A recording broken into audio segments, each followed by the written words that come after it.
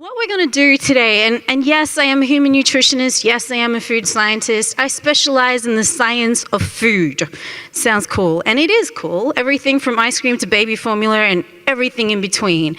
It is an architectural system like no other, and it's absolutely fascinating, and I love it because it does impact on health, and it has a huge impact on longevity and how we actually live our lives. So I am going to weave that in, but the aim is for you guys to get a feel for the fact that I just asked you if there are any experts in the room, and I'm sitting in a room filled with experts. So I'm going to help you to understand what your expertise is. I think nutrition is just fantastic. I love it. I love food. I've got 3 degrees in it, which probably makes me a bit of a weird foodie. I love eating. I can't help it. It's just, I mean, come on, every single one of us, that's the one thing we have in common.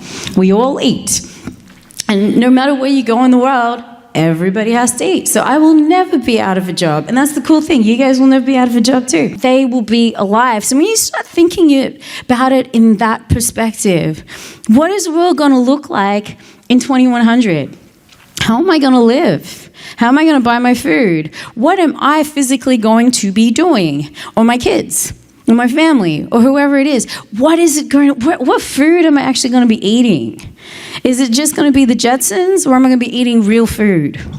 Now, you start thinking about yourself in a very different perspective, because what we do now is going to create that, yeah? And what they found is that eating cheese actually had a greater excretion of cholesterol from the body.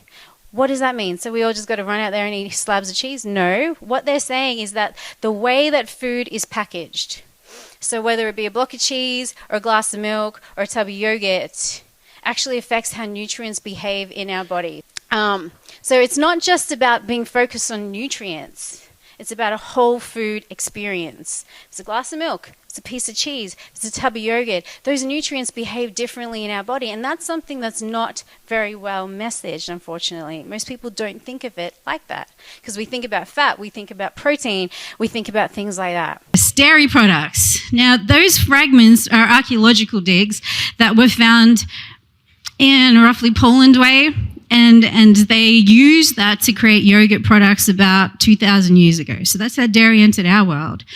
Things like Coca-Cola started as medicine, and then our bottled water started with holy water way back roughly about 600 years ago in the UK, and it's just kind of evolved since then until we got plastic bottles.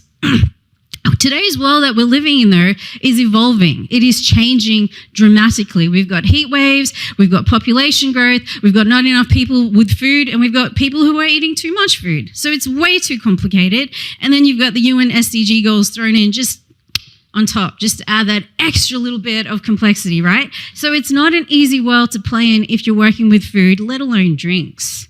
Okay, food, guys, they can justify their existence. We all need food. You got to justify your existence. You know what I mean? The world has changed. So what do your consumers and your subject matter experts perceive you as? I was literally watching something on TV last night, and there's a medical doctor, a very big known media presence, literally bagging whole fruit juice. There's a dentist who says no one should eat fruits at all because it's so bad for your teeth. What is the perception? What is the assumption, and what do you want to be perceived as? And what do you need to do to create that alignment? If you're not at the table, someone else is going to take your spot, and they may not necessarily represent you that well. And if we do all that, well, the outcomes take care of themselves. Because when you know your identity, who you are in the beverage world, who you are in the food supply, who you are in the retail, who you are to the consumer, who you are in terms of nutrition, and it's clearly defined, and you're authentic about that. That's what builds trust, and that's what builds acceptance.